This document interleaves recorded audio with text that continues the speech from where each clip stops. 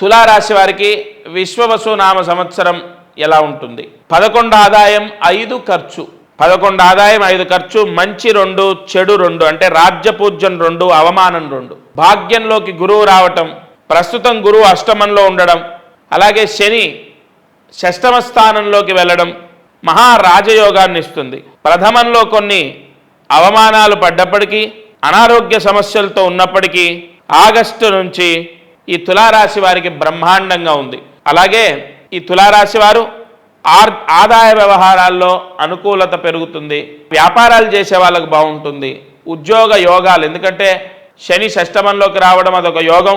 ముఖ్యంగా న్యాయ వ్యవస్థలో ఉన్నవాళ్ళు, లాయర్లుగా ఉన్నవాళ్ళు అనేక సక్సెస్లని పొందే అవకాశాలు ఉన్నాయి. బ్యాంకు జాబులు చేసేవాళ్ళు, బ్యాంకు జాబు ట్రై చేస్తున్న వాళ్ళు, గవర్నమెంట్ జాబులు ట్రై చేస్తున్న వాళ్ళు గుడ్ న్యూస్, శుభ వార్త వినే అవకాశాలు ఉన్నాయి. మీడియా రంగంలో ఉన్న వాళ్ళకు కూడా మంచి జరిగే అవకాశం ఉంది.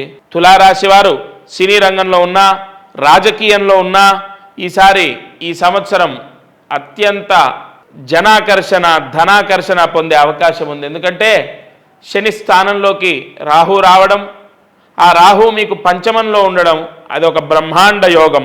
ఇక తులారాశి వారికి మైనస్ ఏదైనా ఉంది అంటే అది గురువు అష్టమంలో ఉండడమే. తద్వారా చదువుకునే పిల్లలకు చెడు అలవాట్లు, చెడు స్నేహితం, ఎదురు మాట్లాడటం, ఎక్కువగా అనారోగ్య సమస్యలు, కుటుంబ చికాకులు, పిల్లలతో భార్యతో సమస్యలు జూన్ జూలై వరకు ఉండే అవకాశాలు ఉంటాయి.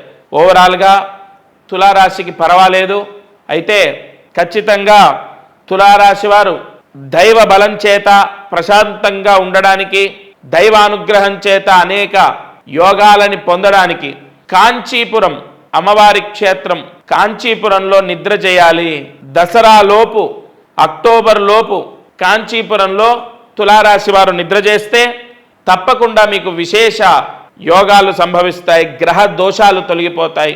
గ్రహాల వల్ల వచ్చేటటువంటి చెడు ఫలితాలు రాకుండా రక్షింపబడతారు. తప్పకుండా తులారాశి వారు ఈ పరిహారం చేసుకోండి. అలాగే ఈ తులారాశి వారు ఏప్రిల్ నెలలో వస్త్రదానం చేయండి.